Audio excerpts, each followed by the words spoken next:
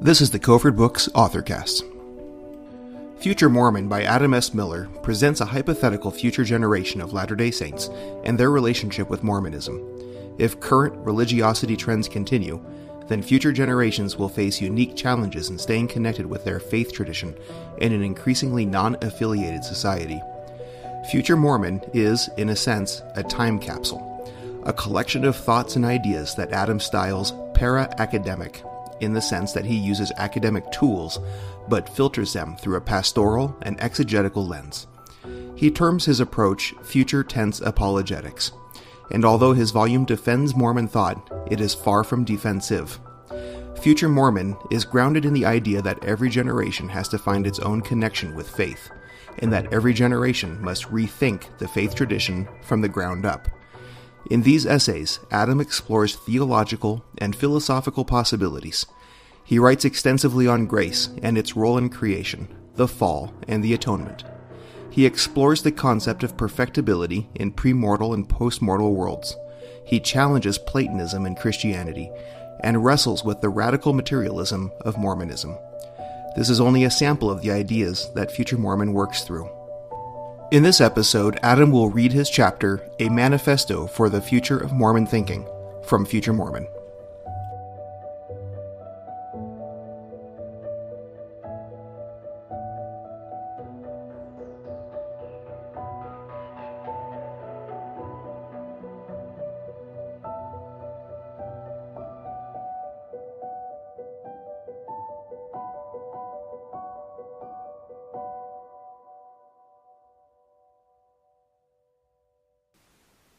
A Manifesto for the Future of Mormon Thinking. This is a manifesto for the future of Mormon thinking. It is not a description, it is not a prediction, it is rather an invitation. In the future, Mormon thinking will be fearless. It will be fearless in the truth, and the only way to hold a truth fearlessly is, as John says, to hold it with perfect love.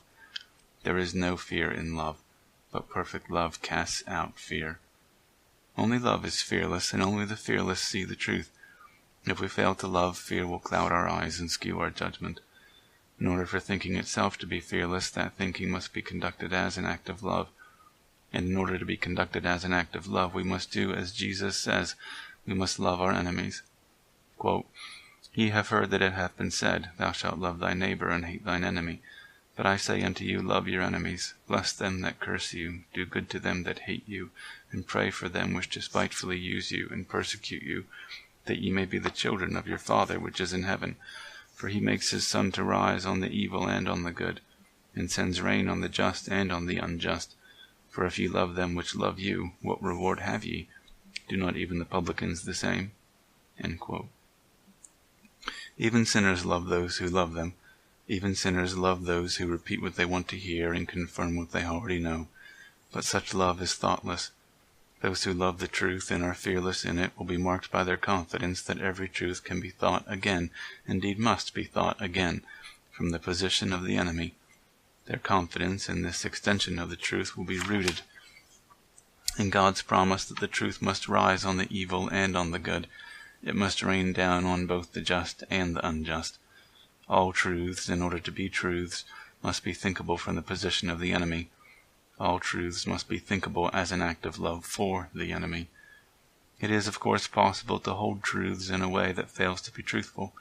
It's always possible to bear truth untruthfully, to wield the truth as a weapon against my enemy or as a shield to justify my stupor. And it is, of course, always possible to assume that every truth held by my enemy must be held in just this way, in bad faith, blinkered, untruthfully. But this is a scam. It's a diversion. The very work of seeing truth as truth, of bearing that truth truthfully, depends on our willingness to take up the perpetually necessary project of thinking through the truth again, always once more, from the position of the enemy. Every truth must be thought through again, because truths are bigger than we can manage. They cannot be confined to our own limited perspective. Though truths may fill us and transfigure us, they always do so only from somewhere else and on the way to somewhere new. A truth that is small enough to be thinkable only from my position and only in opposition to my enemy is no truth at all. To say that a truth must be thinkable from the position of the enemy is not to say that truths are relative to one's perspective. Rather, it is to insist that they are not. It is to say that truths must be capable of traversing and transfiguring every perspective that greets them. Truths, born truthfully, compel us to acknowledge both their capacity to transfigure every position and the reality that they are, as yet, only partial in their extension. What truths we have only in part.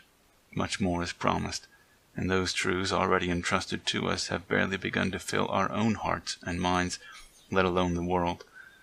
To think a truth again, this time from the enemy's position, is to engage in the hard work of discovering what happens when we no longer treat the truth as proprietary, as owned by us, proper to us, and relative to our own perspective, and instead pursue its extension beyond our borders to see what happens when the truth also transfigures the position occupied by the enemy. To think a truth again is to investigate both how it can transform the enemy's position and what it looks like once I've let it loose in the world. Granted, my enemy's perspective is too small and too narrow to hold the truth, but occupied by a truth, that position can be transfigured. This is the promise of truth, transfiguration. Though on this score the same thing may be just as truthfully said of my own position. Love's extension of the truth is imperative, because I must also grant that my own perspective is too small and too narrow to hold the truth. Whatever tenuous relation I have to the truth can only be preserved if that truth is shared. In summary, then, the point is straightforward. Thinking that is not fearless is thoughtless, and thinking can only be fearless when it is conducted as an act of love, and thinking can only be conducted as an act of love when it traverses the position occupied by the enemy, transfiguring in the process myself, the truth, and the enemy. In what follows, I want to explore two examples of fearless thinking conducted as an act of love for the enemy. First, a thinking that transfigures the secular, and second, a thinking that transfigures subjectivity. Say we grant the claim that secularism is today the enemy of Mormonism. What follows? What follows is that secularism ought to be first in line for Mormon love and Mormon thinking. Secularism ought to be greeted fearlessly. No one should be thinking harder or better about secularism than Mormonism, and no one should be doing more to rethink truths from the secular position than Mormonism. Now again, a fearless extension of the truth to the secular position doesn't amount to either an adoption or a rejection of that position. Rather, the work of thinking must transfigure that position. It must proceed as an occupation that simultaneously transfigures all three elements involved: the enemy, Mormonism, and the truth. If our fearless thinking doesn't transfigure all three, then, whatever else was managed, truth will fail. More, let me emphasize that love's extension of the truth, its refusal to treat the truth as narrow and proprietary, is not a gesture of appeasement. It is, in fact, a form of resistance. It is a form of resistance that refuses to allow the enemy to be the enemy, that refuses to allow the enemy to be positioned as what must be excluded or opposed. Animated by love, real thinking is a form of fearless resistance that begins by offering again and again that most counterintuitive but most Christian of all gestures. It turns the other cheek. Rather than facing down the enemy, real thinking turns its head to see what the enemy was seeing. This gesture of love embodies the deepest possible act of resistance. It contests the enemy's right to be an enemy rather than a friend. Secularism needs to be contested. But if it is contested in the wrong way, if it is met with aggression or capitulation, then our resistance risks only reinforcing the oppositions upon which secularism itself depends. For the sake of truth, we must contest the founding oppositions that define secularism as such. Secularism defines itself in opposition to the not secular. That is, it defines itself in opposition to religion. To agree to this opposition, to agree that secularism and religion are enemies, is to have agreed in advance that secularism shall be allowed to frame the debate. Once this right is granted and its attendant opposition codified, truth has already been compromised. Ceding this position allows secularism to define, for both the secular person and the religious person, what religion is, and it allows secularism to define itself in opposition. Religion never understood itself as the not secular, until secularism defined it that way. And if religion wants to be serious about contesting secularism, it shouldn't start by granting that point. It shouldn't start by ratifying secularism's right to be the enemy. And it definitely shouldn't start, as many seem to do, by taking a secular premise that religion is essentially the not secular as the key to understanding religion itself. Transfiguring the secular will require that we steadfastly refuse to grant the premise that religion and secularism are enemies. You've doubtless seen on 1,000 fronts how this same sad fight plays out over and over between the secular and the religious under their liberal and conservative aliases. The liberal and conservative pair is a secular pair. To accept their opposition as a frame for combatively appropriating rather than compassionately extending truths is, again, to have undercut truth right from the start.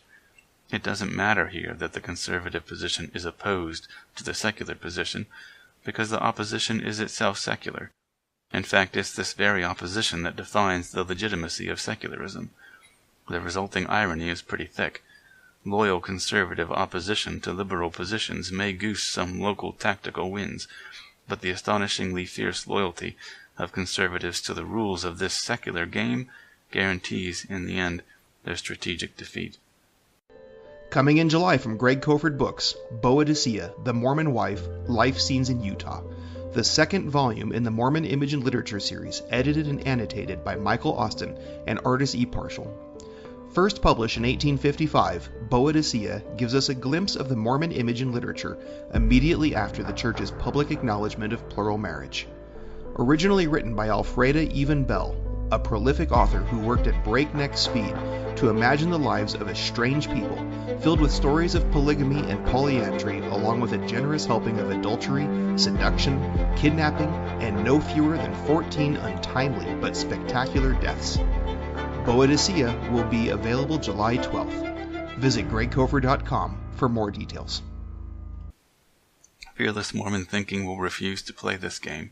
It will refuse to carve up the world into the secular versus the religious, or the liberal versus the conservative, and it will instead roam the whole world searching for truths, extending truths, transfiguring truths, and thinking through every manifestation of truth, always once more, always again, wherever those truths happen to show themselves.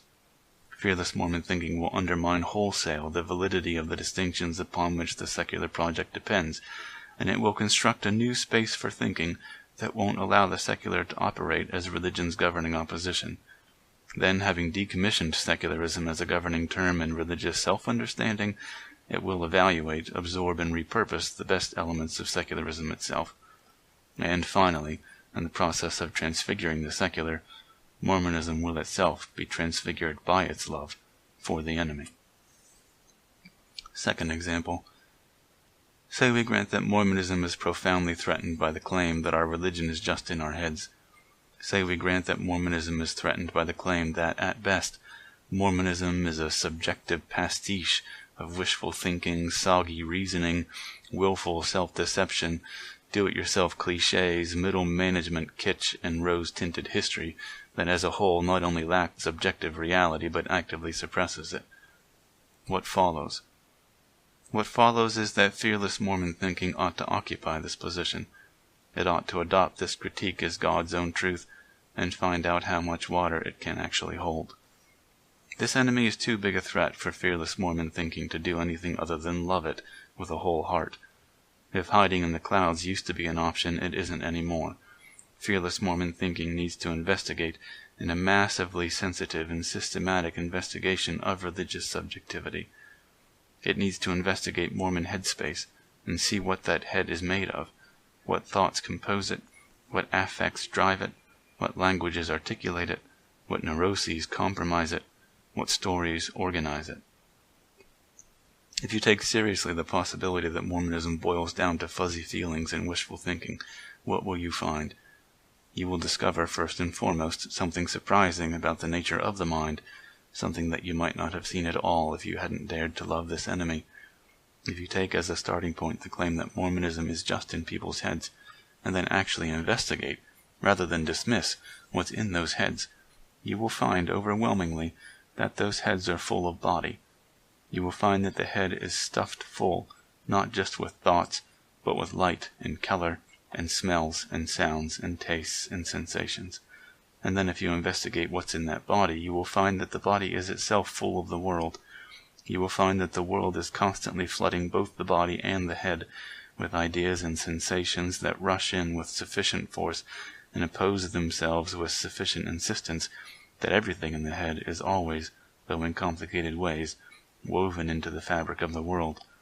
You will find that mind and world aren't autonomous, and that despite their differences they have always already bled into each other in 1,000 tangled and inseparable ways. You will find that mind and world are composed of common ground. In short, you will find that there is no such thing as just the head. That position, once occupied, is transfigured. This is a basic phenomenological point. It shouldn't come as a surprise. Though, too, it shouldn't come as a surprise that in itself this point is no defense against the claim that Mormonism may, like Scientology, have woven itself into the fabric of the world in harmful, misleading, and unjustifiable ways. But still, granting this point is important, because at the very least it shows how a willingness to love this enemy has already reframed the basic question at hand. The real issue isn't whether the contents of Mormon heads are woven irrevocably into the fabric of the world itself. They are. The real question has to do with the strength, character, and value of this weaving. By reframing the question, we've clarified the nature of the work to be done. Occupying this subjective position, the aim of fearless Mormon thinking must be to investigate with great care and precision the nature of this weaving. Rather than being fundamentally in the business of fending off enemies of its otherworldly claims about angels and mummies and miracles, Mormon thinking, steered by its love for this vital enemy, will turn back to the more basic business of investigating the primal ground that head and world share. This primal site where head and world bleed into each other is ground zero for the manifestation of both life and grace. This primal site is the place where religion is lived rather than talked about. To this end, Mormon thinking is called to patiently and fearlessly, 1. Investigate what our religious claims look like when, shorn for the moment of their transcendence, they occupy just this robustly immediate, available, and often empirical ground, and 2. Investigate what happens to this shared ground when it is itself transfigured by that occupation. Brought so low to the ordinary ground of everyday things, what does Mormonism look like? Can Mormonism breathe the air down there? Can it live? Some things will doubtless look different from this low angle, but I'm confident that Mormonism can breathe the air just fine. You don't need a space suit if you're not in outer space. In fact, it seems to me that a fearless investigation of this subjective position, driven as it is by a love for its enemy, may simply coax into the open something that should have already been obvious to those whose hearts and minds are woven into the world by way of Mormonism. The truth that religion is not, fundamentally, about supernatural stuff. This is not to say that supernatural things aren't real, or that your neighbor down the street may not be entertaining angels, but I think it's fair to say that even if granted, such things are pretty rare and peripheral. I think it's fair to say that they are clearly not what a Sunday service is aiming at. Church isn't magic, and prayers aren't incantations. You can sit in church for 3 hours each Sunday for decades and never see anything supernatural.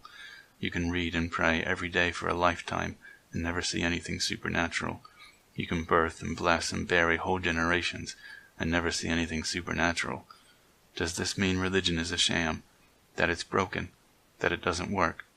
Or does it mean that something else, in plain sight, is going on instead? God seems to pretty intentionally keep supernatural stuff, including his own supernatural self, off the table for most people most of the time. Why be so coy if supernatural stuff is the point? Why spirit all the direct evidence away? Why so many complications and detours? Why have sermon after apostolic sermon about loving your ordinary neighbor, if such ordinary things were a diversion from the real supernatural deal?